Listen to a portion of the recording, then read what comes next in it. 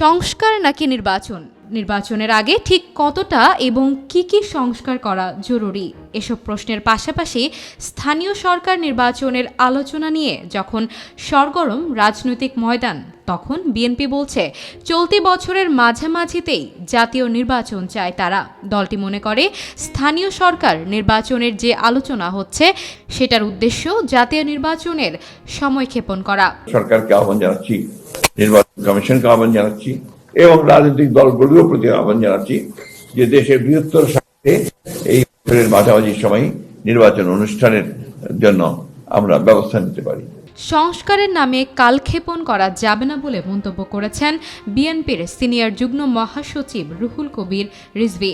এদিকে জাতীয় সংসদ নির্বাচনের আগে স্থানীয় সরকার নির্বাচন অনুষ্ঠানের প্রশ্ন ওঠে না বলে মন্তব্য করেছেন বিএনপি মহাসচিব মির্জা ফখরুল ইসলাম আলমগীর। তিনি বলেন 2025 সালের জুলাই মাসের মধ্যে নির্বাচন অনুষ্ঠান সম্ভব।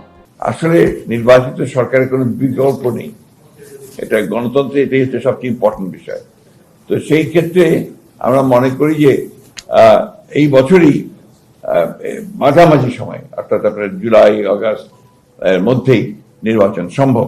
বিএনপি যখন নির্বাচন চাইছে তখন তৃণমূলে আওয়ামী লীগের অনেক নেতাকর্মী চাইছেন বিএনপিতে চুপিসারে ঠাঁই নিতে, এজন্য নানা প্রচেষ্টা চালাচ্ছেন তারা।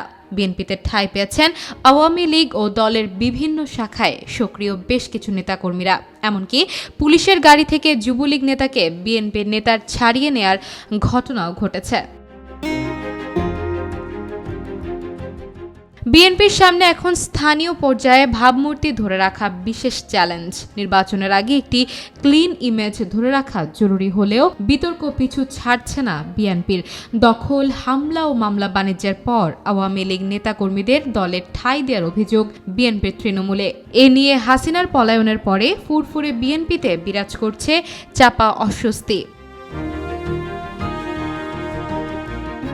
সিরাজগঞ্জের তারাশে দেশিগ্রাম ইউনিয়ন স্বেচ্ছাসেবক লীগের যুগ্ম সাধারণ সম্পাদক বাসেদ আলীকে জাতীয়তাবাদী কৃষক দলের সভাপতি করা হয়েছে। এর প্রতিবাদে তারাশে বিক্ষোভ করেন স্থানীয় বিএনপি ও অঙ্গ সংগঠনের নেতাকর্মীরা। তারা বলেন অর্থনৈতিক সুবিধা নিতে বাসেদ আলীকে বিএনপিতে নেওয়া হয়েছে। বাসেদ আলীর মতো এরকম অনেককে কমিটিতে পদ দেওয়া হয়েছে, অথচ যারা ত্যাগী নেতাকর্মী তাদের কমিটিতে ঠাঁই হয়নি।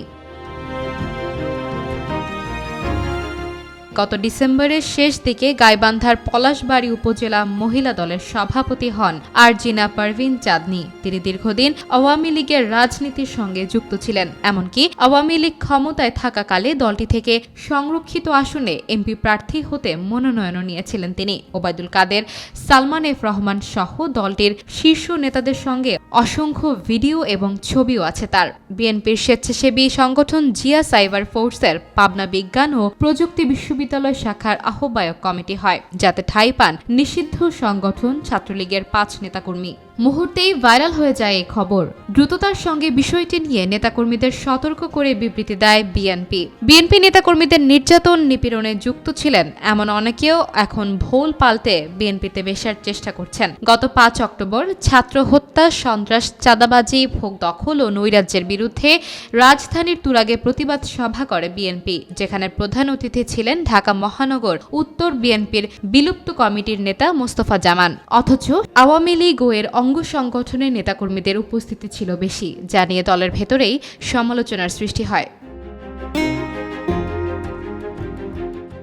আলোচনার জন্ম দিয়েছে নাটোরে বিএনপির কেন্দ্রীয় নেতাদের সঙ্গে মঞ্চে কারাবন্দী তথ্য ও প্রযুক্তি প্রতিমন্ত্রী জুনাইদ আহমেদ পলকের শালিকা ডক্টর ফারজানা রহমান দৃষ্টির বসার ঘটনাও। গত নভেম্বরের শুরুর দিকে শরীয়তপুরের জাজিরা উপজেলার বিএনপির কমিটি টাকার বিনিময়ে আওয়ামী লীগের লোকজন পদ পায় বলে অভিযোগ ওঠে। বিভিন্ন জেলায় আওয়ামী লীগের নেতারা বিএনপিতে যোগ দিচ্ছেন। এ বিষয়ে জানতে চাইলে বিএনপি মহাসচিব মির্জা ফখরুল ইসলাম আলমগীর বলেন, এটা আমার জানা নেই, তবে আমাদের চেয়ারম্যান সাহেবের নির্দেশ দেয়া আছে যারা সন্ত্রাসী, যারা গণহত্যার সঙ্গে জড়িত হয়েছিল, যারা দুর্নীতির সঙ্গে জড়িত ছিল, তাদের কাউকে বিএনপিতে নেওয়া হবে না।